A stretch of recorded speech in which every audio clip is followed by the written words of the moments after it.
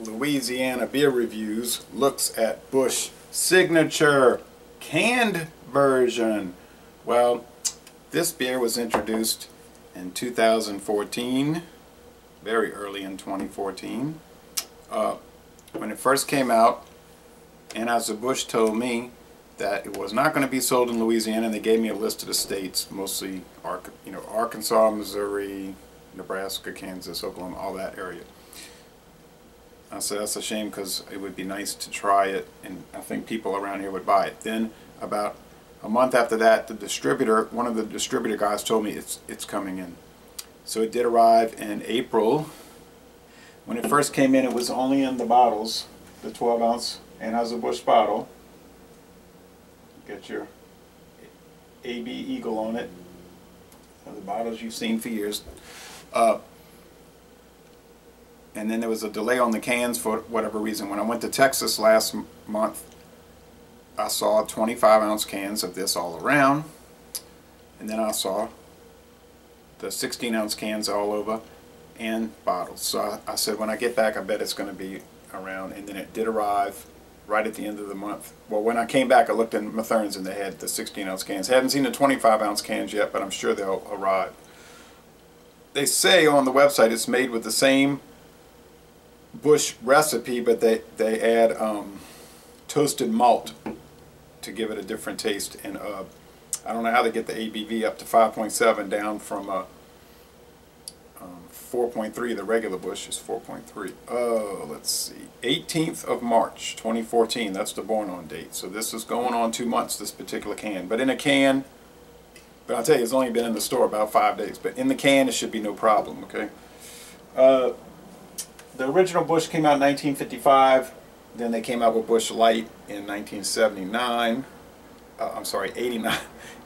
1955 for Busch, and then it went national in 79. Then in 1989 they came out with Busch Light, which originally was a cold filtered beer. Now it's pasteurized. 1995 they came out with Busch Ice, and then 2014 Busch Signature Lager. I bought the 6-pack of these for they were on sale for $4.99. I don't guess that's the regular price, but Mathern's had it for $4.99.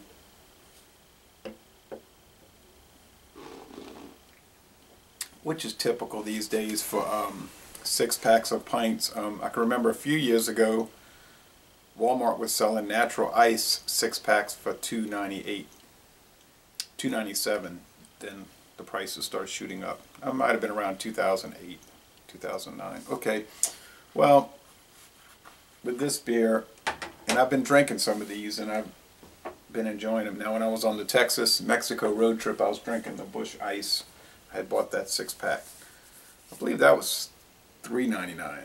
Yeah, but they say on the AB website that it's an economy beer. Okay, they're saying it's a copper lager in the value category. Okay, thick. It's not a totally white head, but it's on the white side, and it's a copper appearance. Clear, copper, bubbly, etched bottom appearance. The aroma is a little metallic. I know people say that there's no difference between bottle and can, but I didn't pick that up in the bottle at all, and I'm getting that a little bit here. It's weird. And some little mild hoppiness that could be me misinterpreting them into as a metallic smell. It's not a real strong aroma though. Okay, it's pretty mild aroma. I think the Busch Ice has a stronger aroma. Bread crust for sure, coming from that toasted malt. Sweet bread crust. A low hop bitterness. Low. I'm thinking IBUs must be 15. The mouthfeel is, I would say, between light and medium, and the finish is dry, rather dry really, and I didn't notice that with the bottle either, the dryness.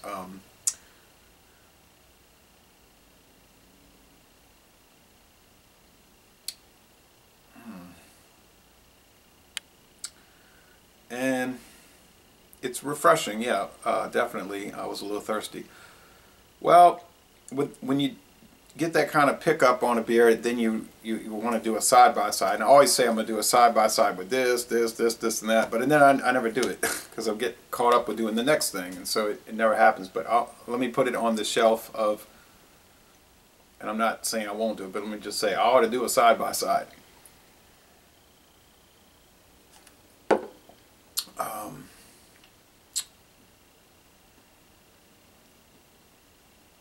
It's really good though. They did a good job with this. I think, 5.7% alcohol, it's more drinkable than when you get up into the high 6%. King Cobra at 6%, that's usually about as high as I like to go for just general enjoyment.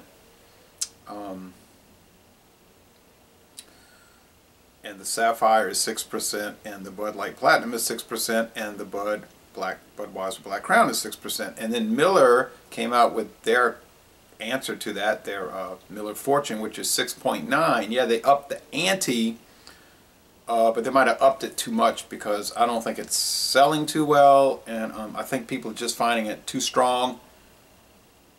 I didn't think it was too strong, but it is a mouthful, and the casual beer drinker is going to probably translate that as being nasty. They're going to say it's nasty, when it's really not. It's not nasty at all. It's just a really strong, kind of rich beer, and I think that's hurting it. Plus, Miller's, like I was saying at the store today, telling the manager, I said, Miller is a dumb company. And then the Anheuser-Busch distributor said, that's because their product is bad. I said, here we go.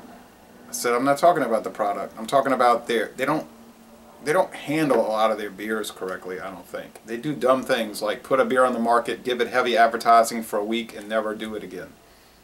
I mean, Anheuser-Busch is bad for that after maybe a year or even 6 months. Miller does it after a week, seems like. And then they'll fuss about people not buying it. And then they target the wrong audience. I think they really mistargeted their audience with the Miller Fortune. But like I saw some other video reviewers saying that they thought that beer would do very well as just a straight up 40-ounce malt liquor. And I agree with that. But this Busch Signature is probably the best of all. You could make the argument it's the best of all of those that I just described, because it's more subtle and mellow. So you might say it's a malt liquor. I would go along with that. And when you start looking into what are malt liquors, so and then you could almost argue that the ice beer is a malt liquor. In one way they are, but then another way they aren't. And I don't want to get into all that, but I'm going to give this a B+. I think it is very good as an economy beer. Now, let's see. In the economy beer section, I'll say B+. Maybe A-. Okay, A- for a budget beer. For beer overall,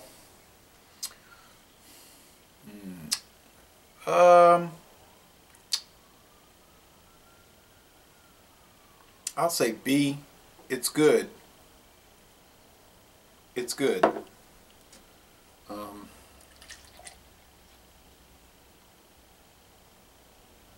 It's good. All right. It's the whole Busch line is kind of a enigma to me, but I like it. I mean, I drink it. I have a bunch of bottles in my collection. So, Laissez-les Bon Temps Roulé. This is a good beer, an interesting beer, and somewhat controversial in a way, the whole line. And I'm going to end this review by saying, y'all come on down to New Orleans.